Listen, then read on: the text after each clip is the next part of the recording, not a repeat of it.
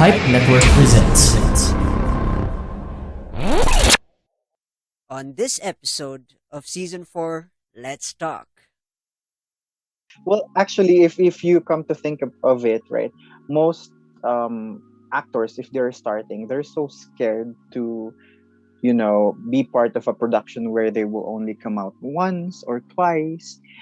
It's not really because the exposure is just so short, but if you're a theater actor, the shortest time they give you, the harder the character building is. So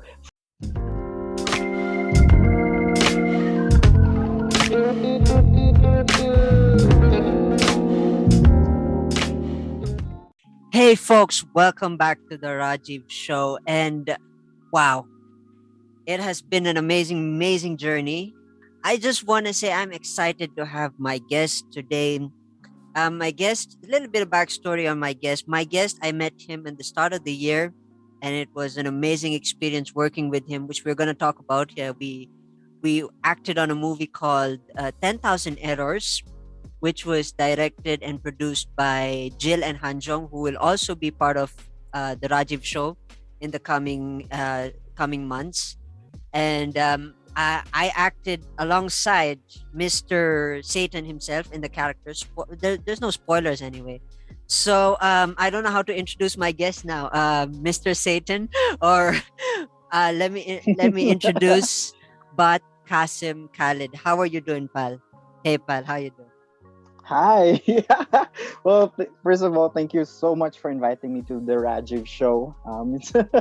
I'm very excited to be part of this, and I'm doing well, doing well, so well. Yeah. So, before we start, as always, I always ask my guests, could you give a little bit of background Hmm. for my listeners, of course? Could you give a little bit of background about Yeah. yourself? Well, hi everyone. Well, I am 26 years old. I've been part of the theater arts group and or life under arts is almost now 13 years, starting when I was in first year high school. So I've been doing arts from then and probably doing films, indie films, writing films or short films for probably 5 years now. So that's me. Art is my life. I don't know how to draw, sketch, but when it comes to performance art, it's what I love doing. And that's where I also met you, right? In True. production. So yeah, that's me. Interesting. Film and arts. Just as the opening, Yes. we're already there. But before we open this Pandora's box, I want to ask you an interesting question. If you and I were classmates Hmm. in high school, who were you in high school? Yeah. Are you the guy in the back of the class, not talking to anybody, notebooks, or with the chicks or the jock? Who were you if you and I were classmates in high school? I think if we were classmates in high school, I would be the joker of the class. You know, the person who is like introverted, but when you get to know is super crazy. You know, a person who's really quiet at first meetups, but when you get to know him better and he becomes very familiar with everyone, he gets to be the joker of the class. So Interesting. I'm that person. Interesting. You went straight into the question which I usually make a joke of is either introvert, extrovert, or inverted. But yeah, introverted. Introvertedness. That's really fascinating. I love it. I love it. And then of course I really wanna I love storytelling here in my show. I really love to build into a good Hmm. story. You mentioned Yeah, film and arts. I'm sure correct. to all of us, to some of us as an artist, there is this particular moment, this grace point where we were inspired by something, and then with Hmm. that inspiration, it said, yes, that would be like the rest of my life kind of situation. What is your most Hmm. um, what is your most interesting grace point where you said, "Oh, I saw this, and then I want to do this kind of thing." All right. So I think what really inspired me before was those performances in the carnival. where you see, weird people, who have different body build and body shapes, and or these are it's like the Greatest Showman, if you're familiar with that show, where those who have, different Yeah. pigmentation of their skin will be showcased there. And there would be performances, great singers. There's a lot of great Filipino singers. Doble cara, if you're familiar with that, where Filipinos would sing both the girls line and a guy's line on a very famous song where they dress half woman, half man. Those entertainment really, really is Mm. my inspiration. So watching those carnival performances was my first exposure to this kind of performances. Then, of course, the radio dramas that we have here in the Philippines. So, as I always say, you would know the day, which date of the week it is, just by listening to the contents of the radio, because every day there's a Manic Man Day. Um, Sunday it's all 50s, 60s songs, 80s and 90s songs. And then you would have radio drama in the afternoon, like 3 p.m. onwards, and those radio dramas are full of emotions. You don't see them perform, but you can feel the emotions from it, especially that Filipino dramas are very close to my heart, because it's always like about family, about success, about dreams, aspirations, and hopes. So I think that's what really got my inspiration in starting, this journey with performance arts, especially theater arts and film. Interesting. Interesting. For those who are listening, by the Mm-hmm. way, we here in the Philippines, this is true fact between me and here in where we stay, Baguio. I think it's a fun fact that I don't know where I got that information, but some people, someone on Facebook or YouTube said that we actually use radio, and it's actually true.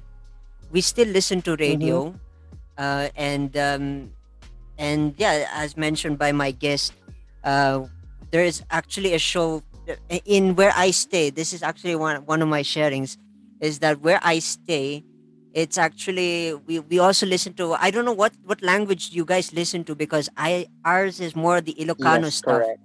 I mean, I I love. It's funny how every time my uncle is in town, he comes in, and then Saturday, Sunday gets to work. Of course, does anything that needs to be done Mm-hmm. outside. Switches on the radio. Even my grandfather, when he was alive, Yeah. he switches on to these drama and all this stuff, and all these good stuff. And I swear it's just interesting to just see how the thing. And it's funny how it's somewhat relative to the idea of podcasting in some form of the other, because it's just fascinating. Especially Yeah, yeah, when someone enacts someone who's drunk, that's correct. and then he goes, "I am." My favorite of all. My favorite. That is the my favorite of all. Actually, when it comes to the normal stuff, yeah, that's the normal gossip. When it's a reunion here at home, that's like normal to me, because they talk like that, they whisper and all that stuff. That's Yeah. normal. The hilarious part is when they go drunk, hey, where's my dinner and all that stuff.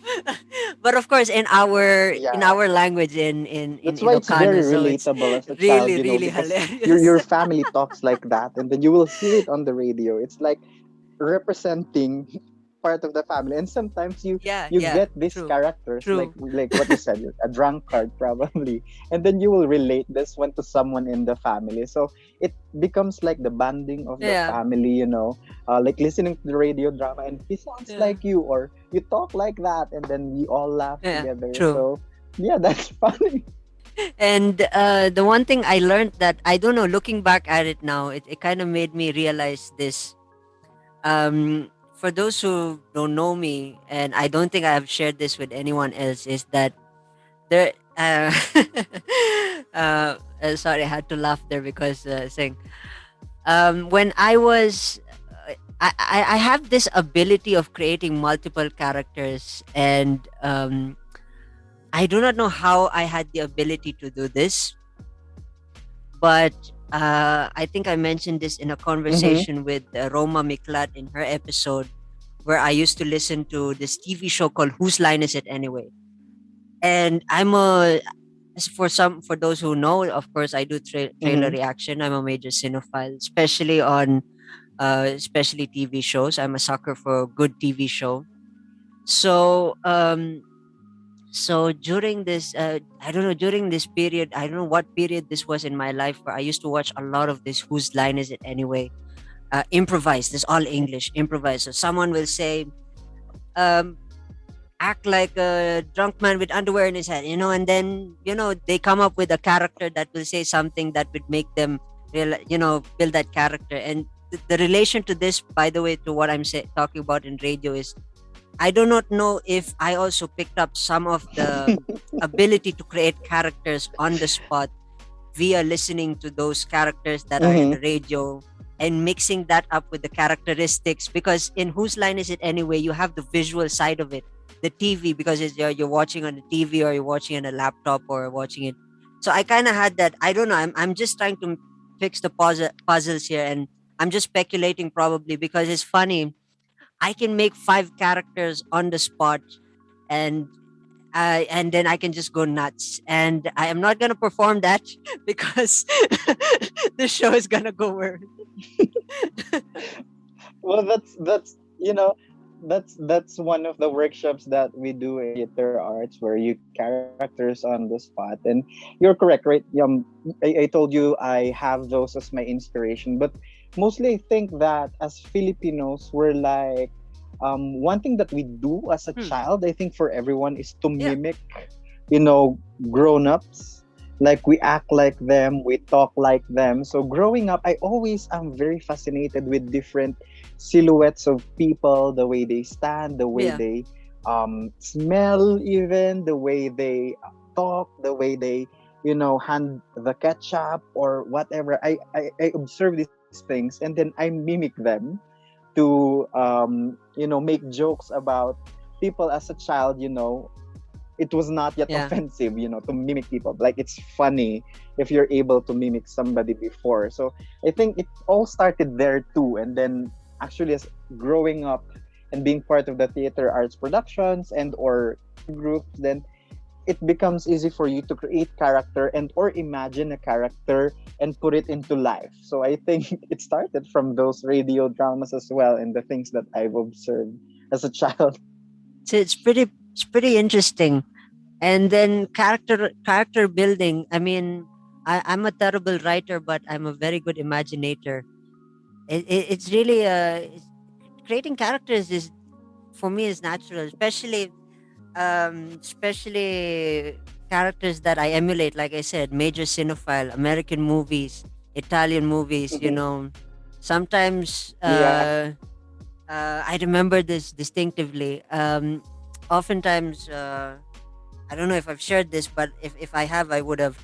Um, I used to. There was this thing in India. We used to have this Mhm. place where we used to borrow DVDs. I think we had that Video One or Blockbuster in America. They call it Blockbuster in America. We had Video One, I think, Mhm. where you go inside the shop is like all of the CDs, all of the latest release, all the cartoons, all they have it all in a section. It's like a comic book area, but only full of movies and Yeah, stuff. for CD. Yeah. Yeah. We have that too. We call it Video City, where you have like Video a City. Yeah, 15 correct. peso, Yeah. yeah, I 15 think it peso was membership video. card. Yes, yes, that one. I think, yeah, I don't know if I said Video One or Video City or saying. So yeah, but that's the same one that I meant. So in India we had the DVD place, and there was a DVD place down the road from where we stayed. So uh oftentimes my dad will take all four of us and just look for DVDs to watch, for just for the movies. And then of course my sister will Yeah. want some of her stuff, and then mom will want, but we are only allowed to borrow one and then rent. It's like we borrow one and then we return that and then we exchange. And it's always annoying when For another one. saying it's annoying when it is me who does the bidding, because once I caught hold of the series, where I was strolling around the one aisle where they had like the series of James Bonds. You know, Mm-hmm. they had the series of James Bonds. From Sean Connery till I think at that time, Casino Royale was the thing, or it was probably Brosnan's time. So of course, I I, Mm-hmm. I wanted James Bond. I'm a big James Bond fan. So the moment I borrowed the first James Bond, and then someone told me to go get another movie, and then they know that I would come back with another James Bond. It's the next thing, you know. Yeah, yeah. It's funny, but it's not in order. But somehow I kind of like, man, it's always annoying when I do it. So, but still, I consistently did it for the past few thing, and it was really hilarious.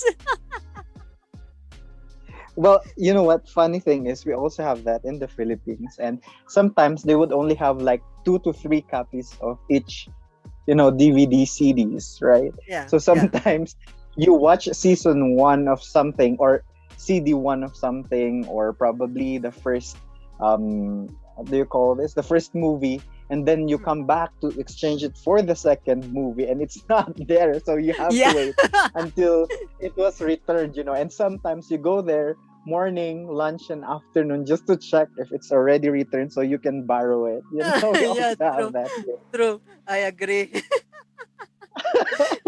like So you sometimes really you want to watch catch up. movies, Yeah. You want to catch up with yeah, the series. on It's different like levels. that was. I think internet at that time was still baby. It was in its infancy. So, I think the Yeah, I video think stores were. internet before is just for Wikipedia here. Yeah.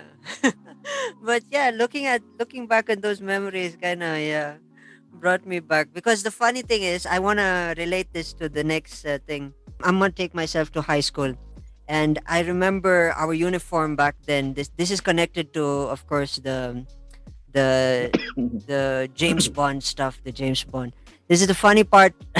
The funny part about this is, we had three uniforms on, in within the 5 weeks. We had white on Mondays, Tuesdays, Wednesdays, and Thursdays were, we had the regular uniform, and then we have our house colors. Hmm. So, and the funny part about all of that was when we were when we are in the suit and ties, especially, I often like have that James Bond feeling. Like sometimes I feel like, I do not know why I have that. Like when you stand up, I'm sure you've seen those mannerisms in England or in America when they meet, in movies. When they stand up, or when they sit down, they pull their pants up and then stuff like that. Like when Leonardo DiCaprio or any of these guys, they sit down, and before they sit down, Hmm. they pull up their pants. I somehow had that, like, I didn't even know that I was doing that. Like when I sit down, I have that one finger pulling out Hmm. the blazer and all, flapping it around like as though I'm James Bond. Especially on Mondays because I have the tie. It kind of took me back. So I was like wondering, oh man, I did not know that this was really really interesting. And then yeah, it was really fun for some time when I found out, oh, I can create characters like this. And it's an interesting Hmm.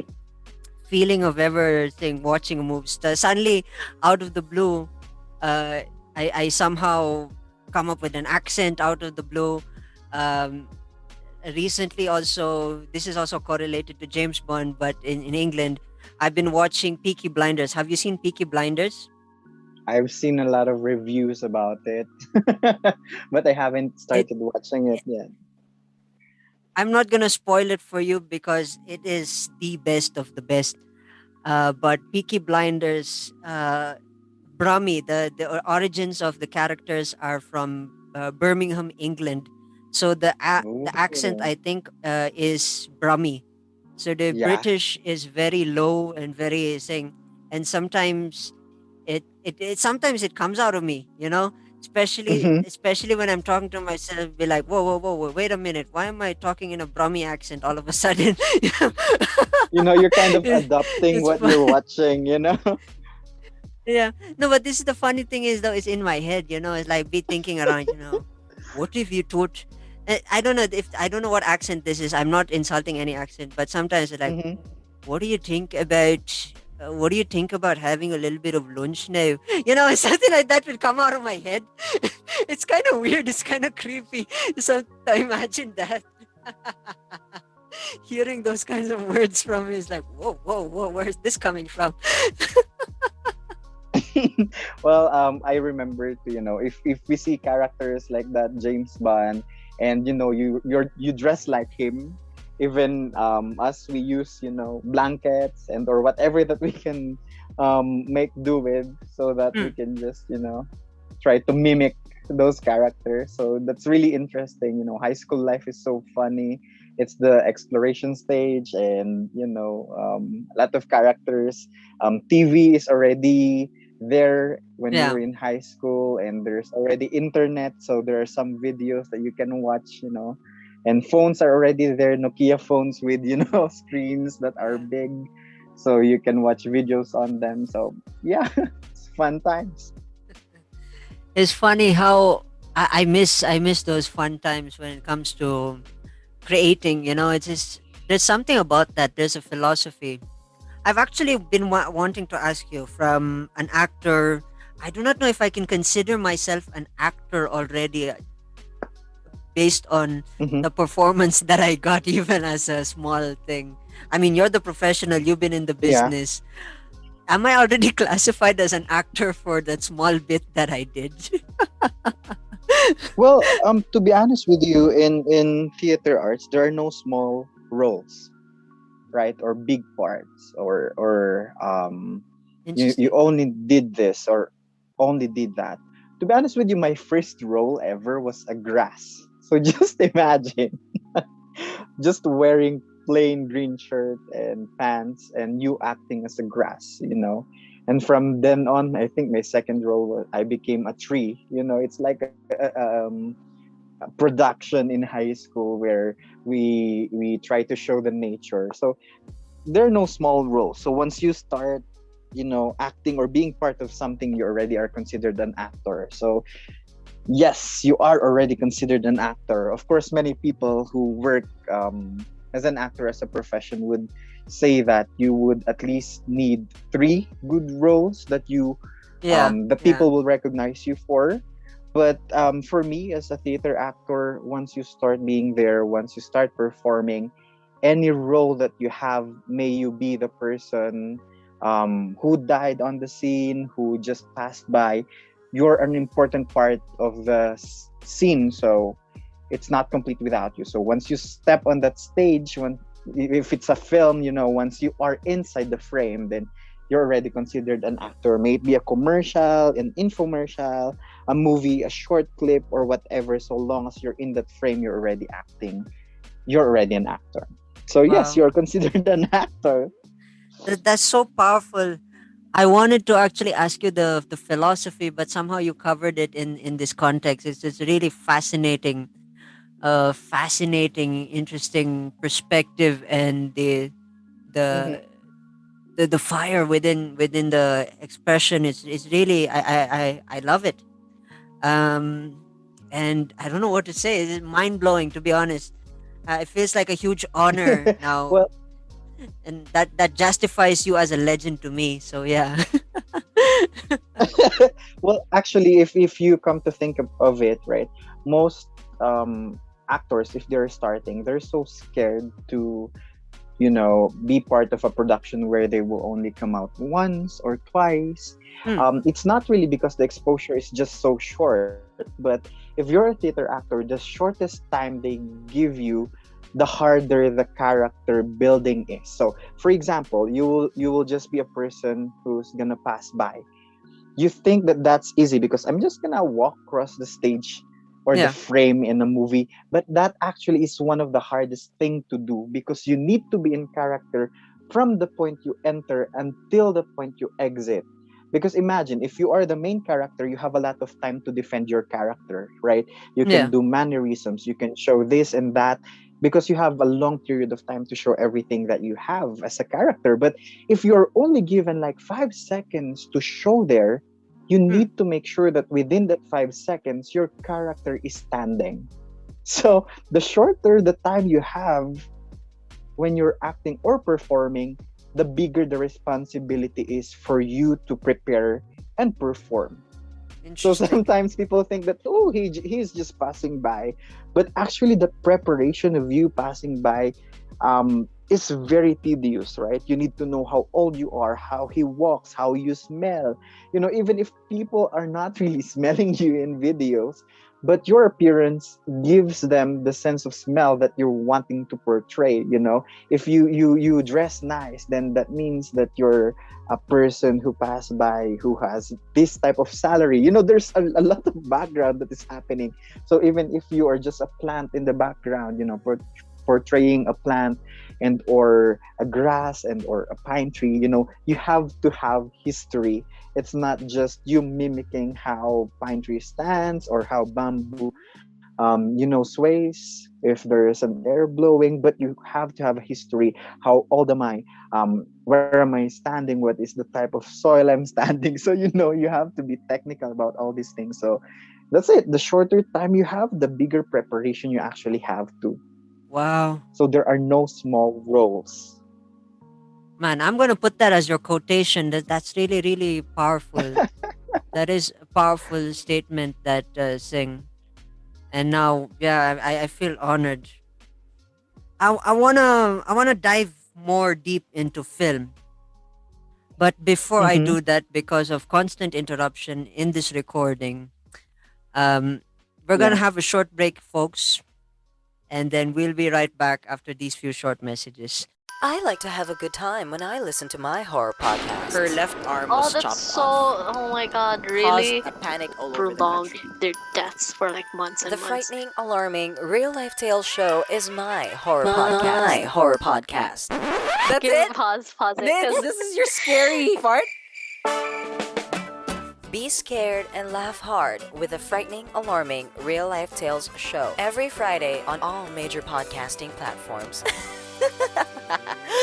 Don't say I didn't warn you.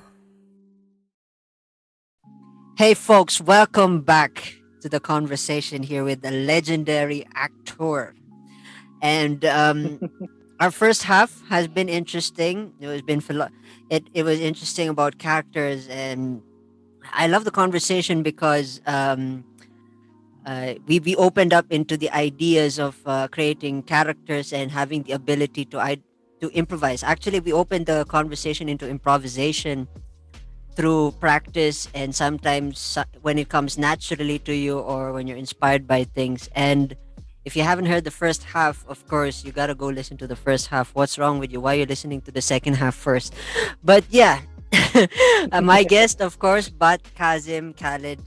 We are talking about film, and we're still in the heart of the conversation. I'm just really Mm-hmm. curious with the arts of it because to me Yeah. I don't want to brag or I don't want to come off as an arrogant person, but in Mm-hmm. terms of how I manage to put certain things into perspective when it comes to like making multiple layers of characters. Does this might be an interesting question. Does this come across as having so many talents as a person? You can Mm-hmm. combine that in such a way that when you think of the word performing arts, it becomes its essence without being so trained. I don't know if it made sense.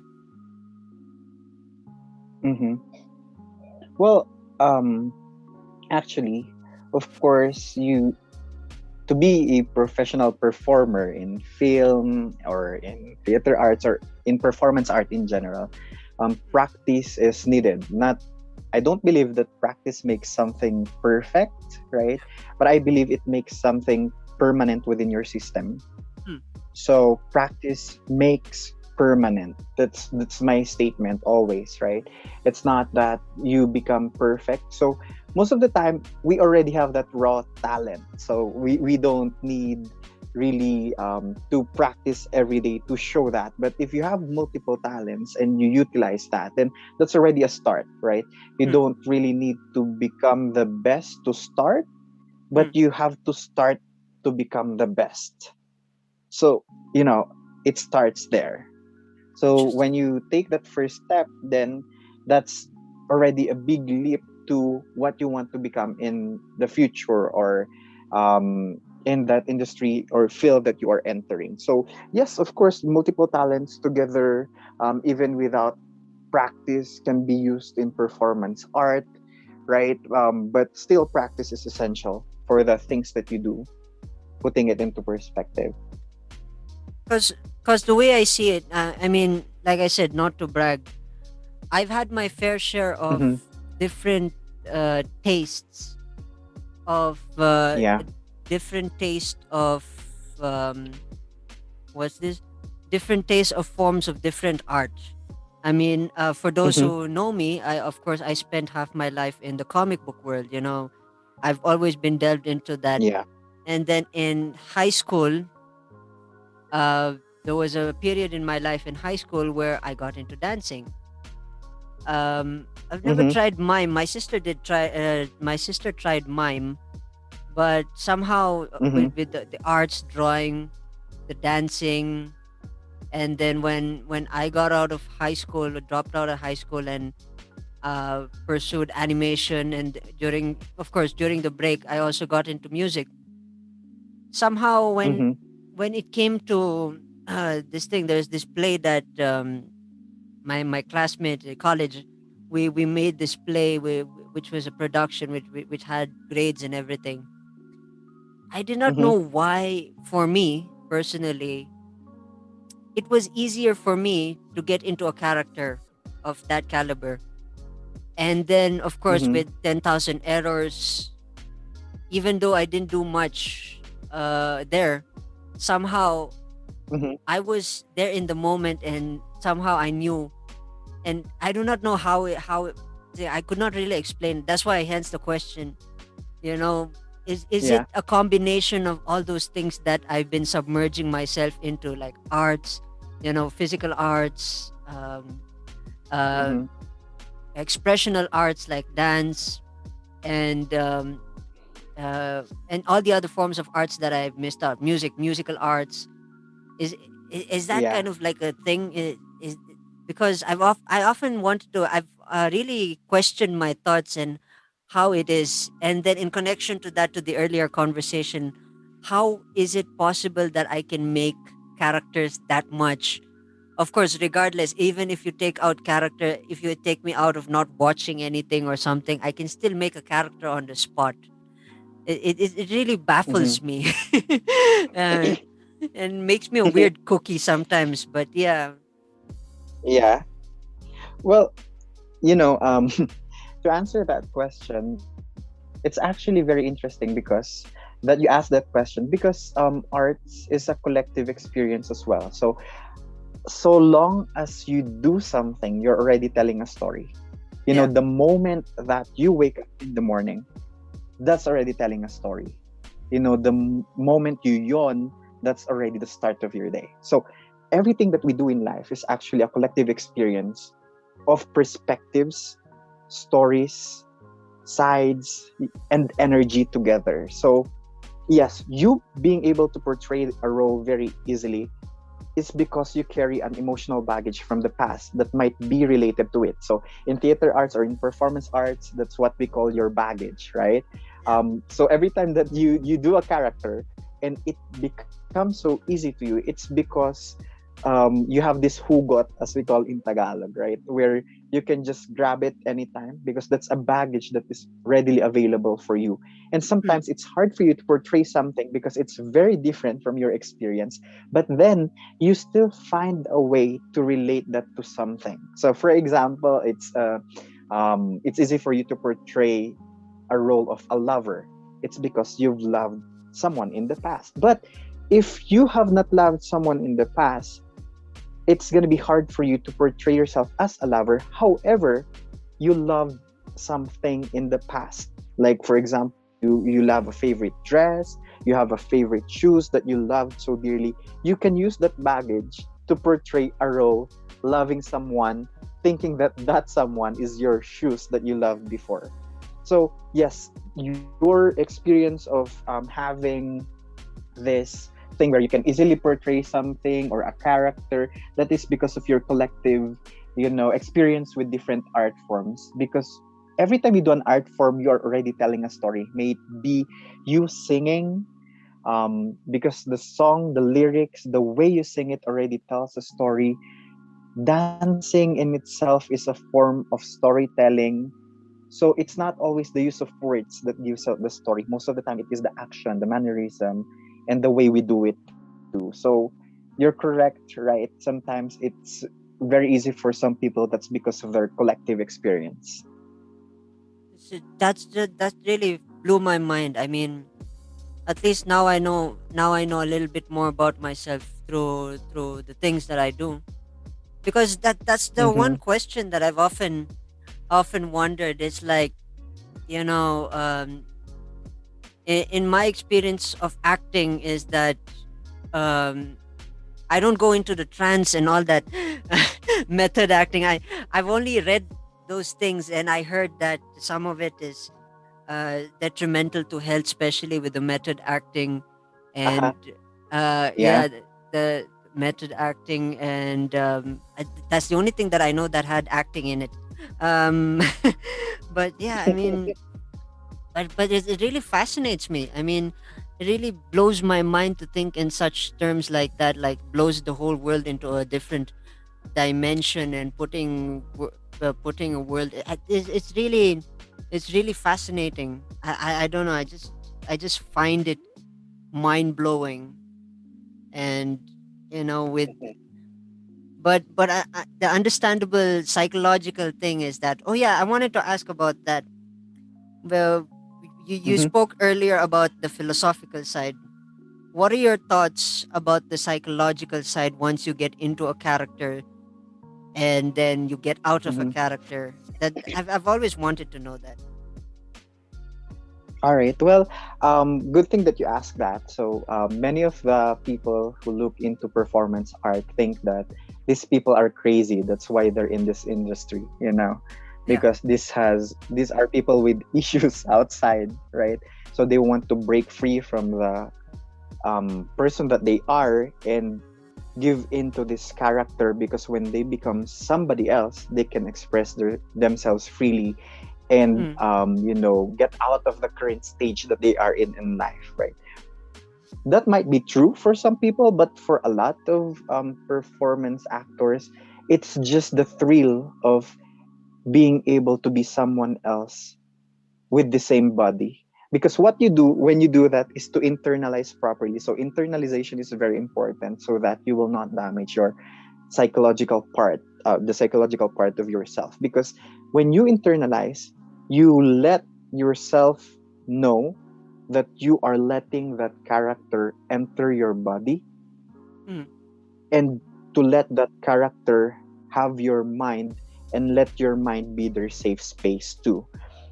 Which means that you should agree of having that character, because if you don't, then there comes the dilemma where you actually carry out, right? When you break out from the character and it's not clear for you, like your internalization process is not that good, mm, you tend to bring the characteristics of that character to life. Like, if that character is someone who curse a lot, there would come a time that if your internalization process is not good, and your cool down process where you let go of the character or break out of the character is not good, then you carry part of the character in your real life. Then you curse too, in real life, even if that's not you before you've done that performance. So it's very important that you protect your psychological side, because many characters are very disturbing, and you portray different characters on different productions. So if those characters are still left within you, then you cannot move on as a person. That's why we always need to internalize properly, and after that, you always need to break out of the character and go back to yourself. So there are a lot of things that you can do, like meditations and exercises, that will help you break out of the character. But I think the most important thing for me is always telling yourself that you're letting that character in, and then that it's not permanent, it's temporary, and they would have to go out. That's it. It's like talking to yourself and meeting the character and then letting them leave your body and going back to your own body and consciousness. Wow. That's wow. I don't know how to follow up a question with that, but yeah, that was so deep. Well, That I'm not was an that, expert, but that's my experience. yeah. But I don't even. I was about to say but I didn't even know what I was gonna say after but. Uh,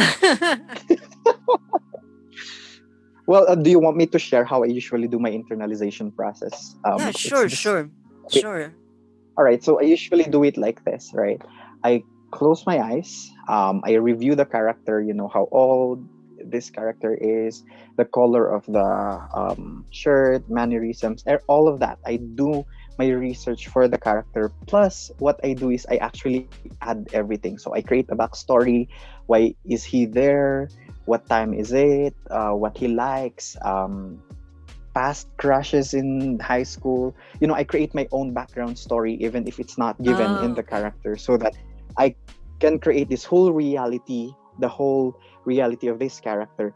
Now, in my internalization process, what I do is I close my eyes. I Hmm. pretend there is a box, so I have an imaginary box. I open that. Inside the box is a pen and a paper, and I write everything about myself. So everything, my precious memories, my fears, whatnot, and I keep that in the box. Now, after that, I imagine the character in front of me getting closer and closer. We hug each other, we become one, and now the character is using my body. That is like my way of letting the character inside my consciousness and my body and allowing him to use it for the purpose of whatever, like the performance, the film, or whatnot. Then after that, when I break out of the character, I imagine that box being present again. I let out the character. I let him or her step out of my body and consciousness. I get that piece of paper inside the box. I read it all over again. It's like letting the consciousness and the memories back to myself so that I do not lose myself in the process. That's how I do it, just to make sure, that I'm coming back as a whole piece and no character is left within my system. Is it so weird? It is in such a way. It is, but what I've learned in psychology is that sometimes it twists your the challenging part of it is I mean the way you say it makes it so much easier in the context of words. The actionable Mm-hmm. part of it is the most questionable portion of the imagination, I guess, for me. I don't know, Yeah, because that is where the correct. work is. That's where the work is, and it blows my mind. I mean, Mm-hmm. I hope those who are tuning in, you picked up a lot here because for me, I don't even have questions. I wish I could open up a question booth here because because this is really something else. I mean, mind blowing, Mm-hmm. and it's just fascinating to have a conversation with an actor. And I don't know why I keep saying actor. It's really fascinating. It's beautiful. I mean, when okay, I gotta ask also. In your mental state Uh-huh. as a character, your mental state as a character, Mm-hmm. do you maintain the do you maintain your character's uh, what's this when you're trying, let's say you have a 2 hour shoot or 3 hour shoot of something, and then you go Mm-hmm. back to your Yeah. trailer, or however the actors do it. Do you still keep that Mm-hmm. character there, like wanting to have a cup of coffee, or you're hungry, or having lunch or something? Does he still sit down Yeah. there with you and have the lunch, or say, okay, dude, I'm just gonna go out. I'm just gonna go out, have a smoke. You have your lunch. I'll have a smoke, and then once Mm-hmm. business is back, let's get back to each other. Is it is it like that? What's the ordeal? Okay. So this is one thing that's very funny. So if you are in backstage or the trailer camp, or because we don't use those things, we're Yeah, just a small scale production without yeah. any experience in production in itself. Just tried it. As theater actors, what we usually do, it's very funny because when you see us, um, when we are already in character and you call us by our names and not the character's name, we will not respond. It's as if we're acting, just acting like you are really the character. So you respond to us as the character, and we'll respond to you as the character. Yeah, it's like that. So it depends on how long the breaks are. Most of the time for performances and films, right, if you're shooting, it's like gonna be like, for our shoot, for example, the breaks would just be like a quick 10-minute break.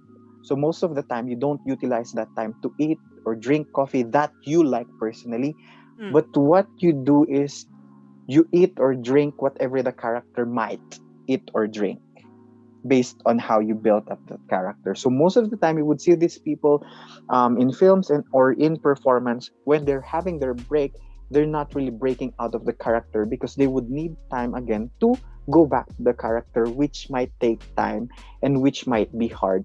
That's why when they're already in character, the crew and or the show must already start and shall finish within that given time frame, because it's also very tiring to give your body and consciousness or mind to the character. So to answer your question, yes, sometimes we do stay within the character, but if it's too dragging, like if it's affecting our physical strength and whatnot, then we let go of the character and make sure that we have enough time to get back to the character.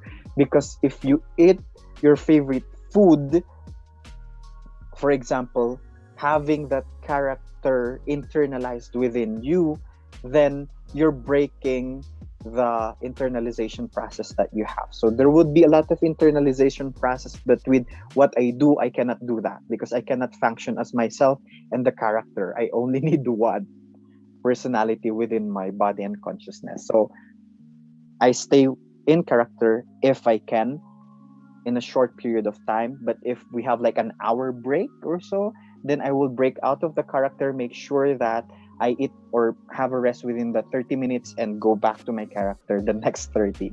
That's it. Mm. Wow, man, that's wow. I never knew this conversation would lead up to the depth of understanding, but this is really a nice world to be in for minds like Mm-hmm. mine, because this is really fascinating to me. I mean, this has always been a fascinating. I've never really experienced the professional side of it. For me, it was just like easy. It's like wearing my favorite pair of shirt and then just going out and just doing whoever needs to be done as a character. That's how I live Mm-hmm. mostly. Like, I mean, but this is something else. This is like I never knew it had that very in-depth philosophical edge to it, a very philosophical bite to it, which is really fascinating. I mean, I'm blown Yeah. away, and every single answer you have has that very deep philosophical thing that's got me, you know, it's got me going. Like this is good. This is good stuff. This is really noteworthy stuff. Of course, I really am out of questions. Um, Mm-hmm. but the last question that I have to ask is, of course, for my listeners who would love to connect with you and learn, probably have a masterclass with you. Or Mm-hmm. speaking of which, I'm looking to hopefully see if I can open up some. I've always wanted to open up in my show some few masterclass and all that stuff. Let's see how we can make that happen. That's just up in Yeah, the yeah. air. Of course, Well, I'm excited to do that, of course, to share. yeah. Uh, I wanna of course, for my listeners, and they want to connect with you via Mm-hmm. social media. How would they connect with you via Yeah. social media, pal? Well, I have Facebook. That's the main platform I use. So my name is just the same, Butt Qasim Khalid, and you can see their pictures of my performances as my background photo, and yeah, you can find me there. I do have like Instagram and Twitter, but I'm not active there. So Facebook really is the way to find me. Awesome, awesome. I want to say thank you for the conversation. Finally, at least in this Mhm. conversation, we got folks. Like I said, we got interrupted 3 or 4 times. So good luck to the editor, Mr. Editor. I know he's gonna have a very, very, very tough time, but yeah, he'll be fine. He'll be fine. He'll just have a cup of coffee or hot dog or something. I don't know. He'll be fine. So yeah, with that in mind, I want to thank my guest for being a part of the show, and hopefully, in the coming seasons to come, you come back and let's have some more in depth to do with self help as well in terms of acting as well. That'd be interesting. We'd be opening Mhm. an interesting box. I want to say thank you for being a part of my show, pal. Well, thank you very much for inviting me. I'm not sure if what I shared would be very helpful for other people in understanding the craft of acting and performing. I cannot yet call myself really as an artist, to be honest, but I'm working on that, right? I'm doing my best to showcase the talents that I have because I wanted to share too. So sometimes I also do workshops and share everything that I have in my knowledge. So thank you very much for inviting me. It's really an honor to be part of the Rajiv show. The honor is mine, pal. And for those who are tuning, cheers, folks, and I will see you in the next episode.